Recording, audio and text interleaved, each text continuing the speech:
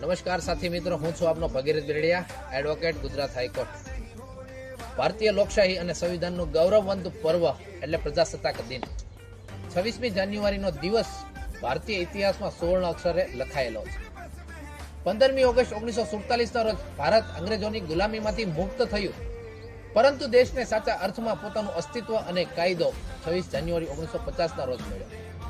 આ દિવસ ભારતનું બંધારણ અમલમાં આવ્યું અને ભારતનું એક સાર્વભૌમ પ્રજાસત્તાક રાષ્ટ્ર બન્યું. ડોક્ટર બાબા સાહેબ આંબેડકરના નેતૃત્વમાં તૈયાર થયેલું આપણું બંધારણ વિશ્વનું સૌથી મોટું લેખિત બંધારણ છે. આ પર્વ માત્ર રાષ્ટ્રધ્વજ ફરકાવવાનો ઉત્સવ નથી, પરંતુ લોકશાહીના મૂલ્યોને યાદ કરવાનો અને દેશ પ્રત્યેની આપણી ફરજો પ્રત્યે જાગૃત થવાનો અવસર છે. આજે જ્યારે સમગ્ર દેશમાં તિરંગો લહેરાય છે અને જનગણ મનના સુર ગુંજે છે, ત્યારે આપણે સૌ ભારતીય લોકશાહીને વધુ મજબૂત બનાવવાનો અને રાષ્ટ્રની એકતા તથા અખંડિતતાને જાળવી રાખવાનો સંકલ્પ લઈએ. ભારત માતા કી જય. જય હિન્દ, જય જવાન.